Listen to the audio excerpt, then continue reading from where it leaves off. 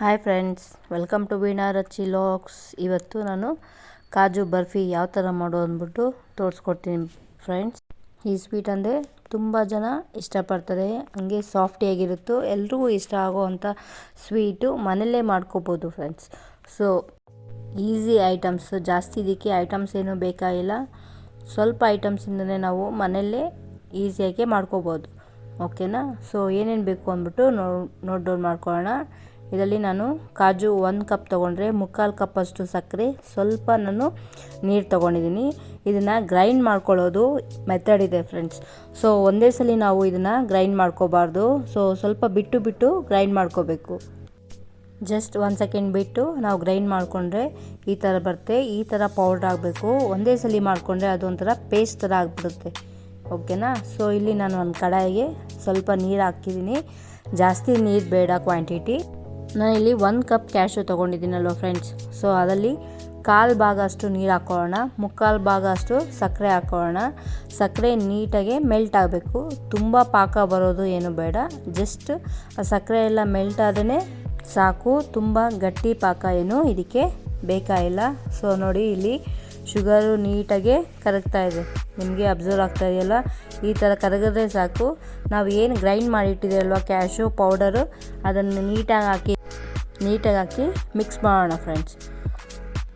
ನೋಡಿ, ನೀಟಾಗಿ ಅದು ಎಲ್ಲೂ ಗಂಟು ಕಟ್ಟಬಾರ್ದು. ಅದೇ ಥರ ನೀಟಾಗಿ ಒಂದು ಲೋ ಫ್ಲೇಮಲ್ಲೇ ಮಾಡ್ಕೊಳ್ಳಿ ಫ್ರೆಂಡ್ಸ್. ಇದನ್ನು ಹೈ ಫ್ಲೇಮಲ್ಲಿ ಇಡಬೇಡಿ, ಚೆನ್ನಾಗಿರೋದಿಲ್ಲ. ಲೋ ಫ್ಲೇಮಲ್ಲೇ ನೀಟಾಗಿ ಅದನ್ನು ಮಿಕ್ಸ್ ಮಾಡ್ಕೊಳ್ಳಿ. ಚೆನ್ನಾಗಿ ಅದು ಮಿಕ್ಸ್ ಆಗಿ ಈ ಥರ ಕುದೀತಾ ಇದ್ದಾಗ 1 ಟೇಬಲ್ ಸ್ಪೂನಷ್ಟು ತುಪ್ಪ ಹಾಕಿ ನೀಟಾಗಿ ಮಿಕ್ಸ್ ಮಾಡ್ಕೊಳ್ಳೋಣ. ಇದನ್ನು ನೀಟಾಗಿ ಲೋ ಫ್ಲೇಮಲ್ಲೇ ಮಿಕ್ಸ್ ಮಾಡ್ಕೋಬೇಕು, ಹೈ ಫ್ಲೇಮ್ ಅಂತೂ ಇಡಬೇಡಿ. ಓಕೆನಾ? ಸೊ ನೀಟಾಗಿ ನೋಡಿ, ಈ ಥರ ಗಟ್ಟಿ ಆಗಬೇಕು. ಸ್ವಲ್ಪ ನಾವು ಮಿಕ್ಸ್ ಮಾಡ್ತಾ ಇದ್ದಷ್ಟೇ ಗಟ್ಟಿ ಆಗಿಬಿಡುತ್ತೆ. ನೀಟಾಗಿ ಸ್ವಲ್ಪ ತೊಗೊಂಡು ಉಂಡೆ ಕಟ್ಟೋಂಗೆ ನೋಡ್ಕೋಬೇಕು. ನೋಡಿ, ನಾನು ನೋಡ್ತಾ ಇದ್ದೀನಿ, ನೀಟಾಗಿ ಉಂಡೆ ಥರ ಆಗ್ತಾ ಇದೆಯಲ್ವಾ. ಸೊ ಈಗ ಬ್ಯಾಟರು ರೆಡಿ ಆಗಿದೆ ಅಂದ್ಬಿಟ್ಟು ಇದನ್ನು ನೀಟಾಗಿ ಒಂದು ಪೇಪರ್ ಮೇಲೆ ಇಲ್ಲ ಕವರ್ ಮೇಲೆ ಸ್ವಲ್ಪ ತುಪ್ಪನ ನೀಟಾಗಿ ಸ್ಪ್ರೆಡ್ ಮಾಡ್ಕೊಳ್ಳಿ. ಒಂದು ಪೇಪರ್ ಮೇಲೆ, ಪೇಪರ್ ಇಲ್ಲಾಂದರೆ ಕವರ್ ಮೇಲೂ ಮಾಡ್ಕೋಬೋದು. ನೀಟಾಗಿ ತುಪ್ಪನ ಸ್ಪ್ರೆಡ್ ಮಾಡ್ಕೊಳ್ಳಿ ಫ್ರೆಂಡ್ಸ್. ನೋಡಿ, ನಾನು ಮಾಡ್ತಾಯಿದ್ದೀನಲ್ಲ, ಆ ಥರ ಸ್ಪ್ರೆಡ್ ಮಾಡಿಕೊಂಡು ನಾವೇನು ಬ್ಯಾಟರ್ ರೆಡಿ ಮಾಡ್ಕೊಂಡಿದ್ದೀರಲ್ವ ಅದನ್ನು ನೀಟಾಗಿ ಹಾಕ್ಕೊಂಡ್ಮೇಲೆ ನೀಟಾಗಿ ಪೇಪರಲ್ಲೇ ನೋಡಿ ಈ ಥರ ನೀಟಾಗಿ ಪ್ರೆಸ್ ಮಾಡ್ಕೊಳ್ಳಿ. ಅದು ಸ್ವಲ್ಪ ಗಟ್ಟಿ ಆಗಬೇಕಲ್ವ. ಸೊ ನೀಟಾಗಿ ಪ್ರೆಸ್ ಮಾಡಿಕೊಂಡ್ರೆ ನಮಗೆ ಬ್ಯಾಟರು ರೆಡಿ ಆಗುತ್ತೆ. ಅದಾದಮೇಲೆ ನೀಟಾಗಿ ಒಂದು ಪೇಪರು ಕ್ಲೋಸ್ ಮಾಡಿಕೊಂಡು ನೀಟಾಗಿ ಅದನ್ನು ನಾದ್ಕೊಳ್ಳಿ. ಅದಾದಮೇಲೆ ಈ ಥರ ಶೇಪ್ ಬರುತ್ತೆ. ಸೊ ನೀಟಾಗಿ ನಮಗೆ ಯಾವ ಶೇಪ್ ಬೇಕೋ, ನಾನಿಲ್ಲಿ ಡೈಮಂಡ್ ಶೇಪ್ ಕಟ್ ಮಾಡ್ತಾಯಿದ್ದೀನಿ. ನಿಮಗೆ ಸ್ಕ್ವಯರ್ ಬೇಕು ಅಂದರೆ ಸ್ಕ್ವಯರು ಕಟ್ ಮಾಡ್ಕೋಬೋದು. ಆಲ್ಮೋಸ್ಟು ಡೈಮಂಡೇ ಇಷ್ಟಪಡ್ತಾರೆ. ಸೊ ನಾನು ಇಲ್ಲಿ ಡೈಮಂಡ್ ಶೇಪ್ನೇ ಕಟ್ ಮಾಡ್ತಾಯಿದ್ದೀನಿ. ನೋಡಿ ಫ್ರೆಂಡ್ಸ್, ನೀಟಾಗಿ ಶೇಪ್ ಕಟ್ ಮಾಡಿಕೊಂಡ್ರೆ ನಿಮಗೆ ಕಾಣಿಸ್ತಾ ಇದೆಯಲ್ವಾ, ನೀಟಾಗಿ ಬರುತ್ತೆ ಫ್ರೆಂಡ್ಸ್. ಸೊ ಈಸಿ ಮೆಥಡಲ್ಲಿ ಮನೆಯಲ್ಲೇ ನಾವು ಮಾಡ್ಕೋಬೋದು. ಆಚೆ ತೊಗೊಳ್ಳೋದಕ್ಕಿಂತ ಮನೆಯಲ್ಲೇ ನೀಟಾಗಿ ಹೈಜಿನಿಕ್ಕಾಗಿ ಮಾಡಿಕೊಂಡ್ರೆ ಮಾಡಿರೋ ತೃಪ್ತಿನೂ ಸಿಗುತ್ತೆ, ಮತ್ತು ಅದೇ ಥರ ಖುಷಿನೂ ಎಲ್ಲರೂ ಪಡ್ತಿರಲ್ವ.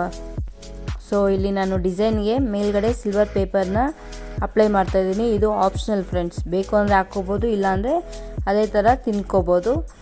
ನೋಡಿ ಎಷ್ಟು ನೀಟಾಗಿ ಬರ್ತಾಯಿದೆ ಪೀಸಸ್ಸು.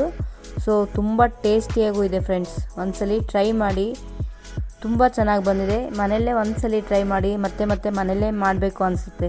ನೋಡಿ, ನಿಮಗೆ ಗೊತ್ತಾಗ್ತಾ ಇದೆಯಲ್ವ ಎಷ್ಟು ಚೆನ್ನಾಗಿ ಬಂದಿದೆ ಅಂದ್ಬಿಟ್ಟು. ಈ ಥರ ಕಾಜು ಬರ್ಫಿ ಮನೆಯಲ್ಲೇ ಮಾಡಿಕೊಂಡ್ರೆ ತುಂಬ ಟೇಸ್ಟಿಯಾಗಿರುತ್ತೆ ಫ್ರೆಂಡ್ಸ್. ಸೊ ನೀವು ಒಂದ್ಸಲಿ ಟ್ರೈ ಮಾಡಿ, ಹೇಗೆ ಬಂತು ಅಂದ್ಬಿಟ್ಟು ಕಮೆಂಟ್ ಬಾಕ್ಸಲ್ಲಿ ಮೆನ್ಷನ್ ಮಾಡಿ. ನಮ್ಮ ಚಾನಲ್ನ ಇನ್ನೂ ಸಬ್ಸ್ಕ್ರೈಬ್ ಮಾಡಿಲ್ಲ ಅಂದರೆ ಸಬ್ಸ್ಕ್ರೈಬ್ ಮಾಡಿ. ವೀಣಾ ರಚ್ಚಿ ಲಾಗ್ಸ್ ಮತ್ತೊಂದು ರೆಸಿಪಿ ಜೊತೆ ಸಿಗೋಣ. Bye friends.